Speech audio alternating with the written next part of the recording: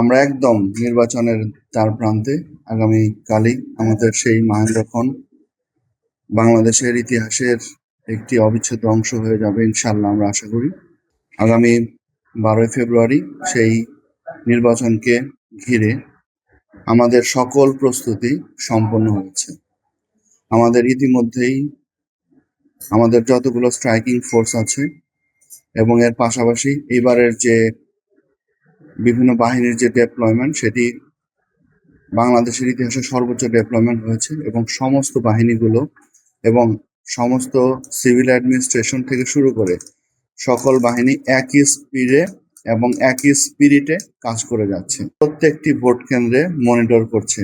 গতকালকে আমরা দুটি উপজেলায় আমাদের পুরো ভিজিলেন্স টিম এবং আইন শৃঙ্খলা বাহিনী নিয়ে আমরা নিজেরাও মনিটর করতে গিয়েছিলাম। আজকেও আমরা যাব। আমরা সেখানে গিয়ে দেখেছি যে সমস্ত কিছু আমাদের সবকিছু খুব সুন্দরভাবে হয়েছে এবং সকলের মধ্যেই অনেক প্রত্যাশা যে এবার একটি নিরপেক্ষ এবং শান্তিপূর্ণ উৎসবমুখর একটা নির্বাচন এদেশে অনুষ্ঠিত হবে। আমরা আমাদের যে সমস্ত এরিয়াতে সিকিউরিটি কনসার্ন আছে সেই সমস্ত এরিয়াগুলোতে আমরা চেকপোস্ট বসিয়েছি এবং সেখানে তবে একটা বিষয় মাথায় রাখতে হবে যে আমরা কিন্তু এবার ইলেকশনের লক্ষ্য কিন্তু শুধুমাত্র ভোট সেন্টারে ভোট গণনা করা এবং সেই ভোট গণনা করে প্রিজাইডিং অফিসার বা রিটার্নিং অফিসারের কার্যালয়ে নিয়ে আসা নয়। এবারের ইলেকশন হচ্ছে সাধারণ মানুষ, সকল মানুষ তারা উৎসব মুখর পরিবেশে ভোট সেন্টারে যাবে এবং সেখানে তারা সুচিন্তিত মতামত প্রকাশ করবে এবং সে আনন্দমুখর পরিবেশে সে আবার বাড়িতে নিরাপদে ফিরে আসবে। এই যে সার্বিক পরিস্থিতিটা, সার্বিক যে অবস্থা, সেটি অবস্থা নিশ্চিত করা কিন্তু এবারের ভোটের অন্যতম একটা উদ্দেশ্য। আমরা সেই লক্ষ্যে কাজ করছি। সুতরাং কোন একটা পার্টিকুলার জায়গায় কোনো ধরনের ভয়, কোনো ধরনের ভীতি আমরা সৃষ্টি করতে চাই না। আমরা সবার নিরাপত্তা নিশ্চিত করতে চাই।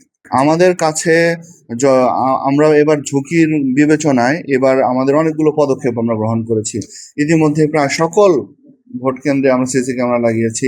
এর পাশাপাশি আনসার বাহিনী তাদের একটা সুরক্ষা অ্যাপস আছে, পুলিশের বডি অন ক্যামেরা আছে এবং বিজিবি এবং সেনাবাহিনী তাদেরও বডি অন ক্যামেরা আছে।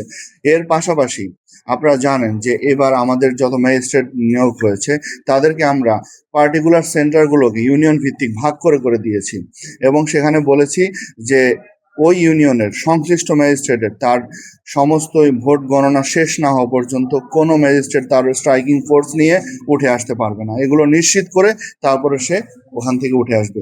সুতরাং আমরা আসলে এর পাশাপাশি আরেকটা বিষয় আমরা বলেছি যে কোনো ভোট কেন্দ্রে কোনো ধরনের সমস্যা যদি সৃষ্টি হয় সেক্ষেত্রে অবশ্যই যেন 5 মিনিটের মধ্যে সেখানে অ্যাড্রেস করা যায়।